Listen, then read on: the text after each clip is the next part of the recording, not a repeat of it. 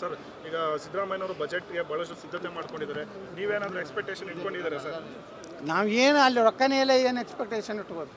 ಬರೀ guarantee guarantee guarantee ಎಲ್ಲ ಸುಳ್ಳು ಆಶ್ವಾಸನೆ ಕೊಡ್ತಾರೆ ಅಷ್ಟೇ. ಯಾವ ಹೋದ ಬಜೆಟ್ನಲ್ಲಿ ಏನು ಅನೌನ್ಸ್ ಮಾಡಿದರು ಅವು ಇಂಪ್ಲಿಮೆಂಟೇ 70% ಆಗಿಲ್ಲ. ಕಾಂಟ್ರಾಕ್ಟರ್ ಬಿಲ್ ಕೊಟ್ಟೆಲ್ಲ ಇವತ್ತು ಆತ್ಮಹತ್ಯೆ ಮಾಡ್ಕೋತಾ ಇದ್ದಾರೆ. ಕಾಂಟ್ರಾಕ್ಟ್ರು ಆಂಧ್ರದ ಕಾಂಟ್ರಾಕ್ಟ್ರಿಗೆ ಒಂದೇ ದಿವಸ 800 ಕೋಟಿ ರೂಪಾಯಿ ಚೆಕ್ ಕೊಡ್ತಾರೆ ಮುಖ್ಯಮಂತ್ರಿ. ಆದರೆ ಕರ್ನಾಟಕದ ಗುತ್ತಿಗೆದಾರರಿಗೆ ಹಣನೇ ಇಲ್ಲ. ಪಾಪ ಅವರು ಸಾಲ ಸೂಲ ಮಾಡಿಕೊಂಡು ಆತ್ಮಹತ್ಯೆ ಮಾಡ್ಕೋತಾ ಇದ್ದಾರೆ. ಈ ಗುತ್ತಿಗೆದಾರರ ಪರಿಸ್ಥಿತಿ ಅತ್ಯಂತ ಚಿಂತಾಜನಕ ಇದೆ. ಕರ್ನಾಟಕ ಅವ್ರ ಮನೆ ಮಾರ್ತಾ ಇದ್ದಾರೆ, ಅವರು ಹೊಲ ಮನೆ ಮಾರಿ ಇವತ್ತು ಬಡ್ಡಿ ಹೆಂಗೆ ತಂದಂಥದ್ದು ಇವತ್ತು ಮಾಡ್ತಾ ಇರೋದು.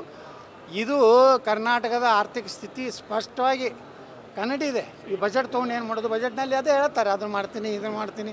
ಪಂಚ ಗ್ಯಾರಂಟಿ ಭಾಳ ಯಶಸ್ವಿಯಾಗಿದೆ, ವಿಶ್ವಸಂಸ್ಥೆ ನಮ್ಮನ್ನು ಹೊಗಳಿದೆ ಅಂತ ಹೇಳ್ಕೊಂಡು ಹೇಳಿಕೆನೇ ಇದೆ. ಸರ್ ನಿಮ್ಮ ಪಕ್ಷದಲ್ಲಿ ಎಲ್ಲ ಭಿನ್ನಾಭಿಪ್ರಾಯ ಸರಿ ಹೋಗ್ತಕ್ಕಂಥ ಒಂದು ಕಾಲ ಬಂದಿದೆಯಾ ಸರ್? ಯಾಕೆಂದರೆ ಬಜೆಟ್ ಒಳಗಡೆ ರಾಜ್ಯಾಧ್ಯಕ್ಷರ ಬದಲಾವಣೆಗೆ ತೀವ್ರವಾದಂಥ ಒಂದು ಪ್ರಯತ್ನ ಪಟ್ಟಿದ್ರಿ, ಆದರೆ ಫಲ ಸಿಗಲಿಲ್ಲ ಅಂತನಾ? ಹೆಂಗೆ ಫಲ ಸಿಕ್ಕಿಲ್ಲ ಅಂತ ಹೇಳ್ತೀರಿ? ಫಲ ಸಿಕ್ಕೈತೆ ತಡೆ ಸಾಧ್ಯ ಆಗೈತೆ. ಸ್ಟೇಟಸ್ ಕೋ ಇಲ್ಲಾಂದರೆ ಇಟ್ಟೊತ್ತಿಗೆ ಘೋಷಣೆ ಮಾಡಿ ಕೂಗು ಹೊಡಿತಿದ್ರು. ಕೂಗು ಹೊಡೆಯೋಂಥ ಪರಿಸ್ಥಿತಿ ಇಲ್ಲ. ನೀವೇನು ಮಾಧ್ಯಮದವ್ರು ಗಾಬರಿಯಾಗಿ ನಮ್ಮ ವಿಜಯೇಂದ್ರ ಆಗದೇ ಇದ್ದರೆ ನಮ್ಮ ಪರಿಸ್ಥಿತಿ ಅನ್ನೋದು ನೀವು ಭಯ ಪಡಬೇಡ. ನಮಗೇನು ಭಯ ಇಲ್ಲ ಸರ್. ಒಂದು ನಿಮಿಷ.